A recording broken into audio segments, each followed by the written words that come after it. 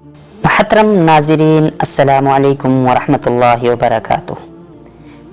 آج ہم بات کرنے جا رہے ہیں چندریان 3 کے بارے میں۔ کیا اس کے بارے میں قرآن میں تذکرہ ہے؟ کیا احادیث میں نبی کریم صلی اللہ علیہ وسلم نے اس کے بارے میں پہلے ہی آگاہ کر دیا تھا؟ کیا چاند پر رہائش ممکن ہے؟ کیا زمین کے علاوہ بھی پرماننٹ انسان دوسری جگہ رہائش کر پائے گا؟ تو چلیے بات کرتے ہیں ان تمام سوالوں پر قرآن اور حدیث کی روشنی میں۔ دوستو، انڈیا کی جانب سے روانہ کیا جانے والا چندریان 3 خلائی جہاز کامیابی کے ساتھ چاند پر لینڈ کر چکا ہے۔ روس، امریکہ اور چائنا کے بعد اب انڈیا نے سافٹ لینڈنگ ایسی جگہ کی ہے جہاں پر اس سے پہلے یہ تینوں ممالک بھی نہیں کر سکے تھے۔ دنیا یہ سن کر حیران ہے، یہ سوچ کر، یہ دیکھ کر حیران ہے کہ انڈیا نے اتنا بڑا قدم کیسے اٹھایا، انڈیا اتنی کامیابی کیسے حاصل کر سکا ہے۔ دوستو، اس موقع کی مناسبت سے چاند کے حوالے سے کچھ ضروری معلومات ہم قرآن و حدیث کی روشنی میں شیئر کر لیتے ہیں۔ مفسر قرآن حضرت مولانا صوفی عبدالحمید خان سواتی رحمہ اللہ نے اپنی تفسیر معالم العرفان فی دروس القرآن میں اس پر مفصل کلام کیا ہے۔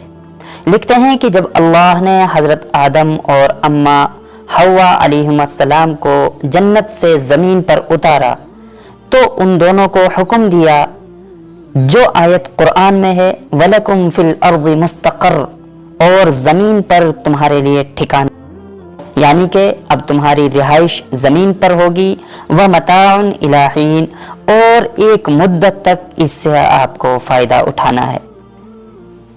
یعنی تمہاری اصل رہائش گاہ زمین پر ہی ہوگی، پرماننٹ ٹھکانہ جو ہوگا وہ زمین پر ہوگا۔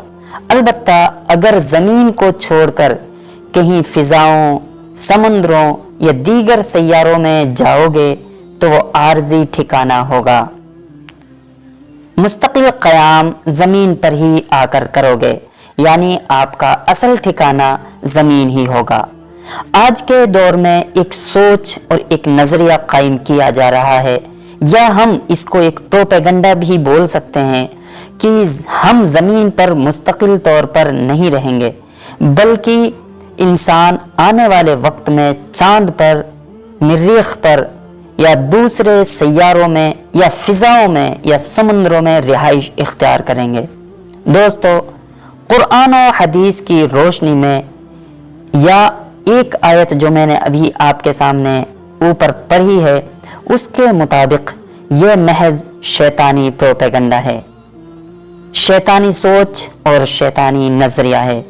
چاند ہماری زمین سے قریب ترین سیارہ ضرور ہے اور اس کا فاصلہ صرف 2.5 لاکھ میل ہے، لیکن مریخ تو یہاں سے 50 کروڑ میل دور ہے، اور دوسرے سیاروں کا تو کہنا ہی کیا۔ فرض کر لیا جائے کہ چاند پر رہائش کا بندوبست ہو جاتا ہے، وہاں ہوٹل قائم ہو جاتے ہیں، تو سائنسدانوں کا اپنا اندازہ یہ ہے کہ 1 پاؤنڈ غذا کو چاند پر پہنچانے کے لیے 30,000 پاؤنڈ خرچ کرنے ہوں گے۔ وہاں پہنچنے کا خصوصی لباس 4 لاکھ روپے میں تیار ہوگا۔ یہ لباس تو راستے میں ہی جل جائے گا، چاند پر تو ایٹمی لباس پہننا ہوگا۔ وہاں کی گرمی کی مقدار تقریباً 40,000 سینٹی گریڈ ہے، جہاں پر پانی تو کیا، تانبا بھی پگھلنے لگتا ہے۔ چاند کے ایک طرف گرمی ہے اور دوسری طرف اتنی سردی ہے جس کا اندازہ نہیں لگایا جا سکتا۔ اگر فرض کر لیا جائے ایک طرف بہت زیادہ گرمی ہے، ایک طرف بہت زیادہ سردی ہے، کہیں تیسری طرف ایسا بھی ہو جہاں کم گرمی ہو، کم سردی ہو، وہاں رہا جا سکے، تو ابھی تک سائنسدانوں کے مطابق ایسی جگہ کے بارے میں سوچا ہی نہیں گیا ہے کہ چاند پر ایسی جگہ ممکن ہو سکتی ہے۔ تو ایسی جگہ پر رہنے کے لیے اتنا قیمتی لباس تیار کرانا ہوگا، ظاہر ہے خوراک اور لباس پر اتنے رقم خرچ کر کے کون رہائش پذیر ہوگا؟ اگر کوئی وہاں تک پہنچے گا بھی تو اس کا قیام بالکل عارضی ہوگا، آخرکار اسے زمین پر ہی آنا ہوگا۔ اسی لیے اللہ رب العالمین نے فرمایا کہ اے انسان، آپ کا اصل ٹھکانہ زمین پر ہی ہوگا۔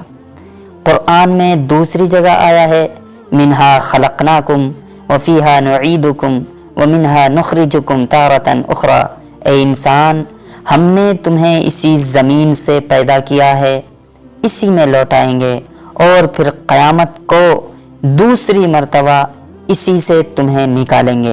اسی لیے یہاں پر یہ کہا جا سکتا ہے کہ آدم اور حوا علیہم السلام کو جب زمین پر اتارا گیا تو ان کو پہلے ہی کہہ دیا گیا کہ آپ کا اصل ٹھکانہ زمین ہی ہے، کہیں فضا، چاند، مریخ یا دیگر سیارے نہیں ہیں۔ اگر وہاں پر آپ ٹھکانہ اختیار کرو گے بھی تو وہ عارضی یا ٹیمپرری ہوگا، پرماننٹ ٹھکانہ نہیں ہوگا۔ تو دوستو، یہ چندریان 3 کا جو معاملہ ہے، اس سے ہمارے ملک بھارت کا نام دنیا میں بہت روشن ہوا۔ نئی جگہ، نئی کھوج بہت ضروری ہے، تو اس میں ہمیں فائدہ بہت ہے۔ پوری دنیا میں بھارت کی، ہمارے ملک ہندوستان کی واہ واہی ہے، لیکن اس کا مطلب یہ نہیں ہے کہ ہر انسان وہاں پر جا کے بسنے کی کوشش کرے گا۔ تو دوستو، آج کے لیے بس اتنا ہی، جلد حاضر ہوتے ہیں ایک نئی ویڈیو کے ساتھ۔ السلام علیکم۔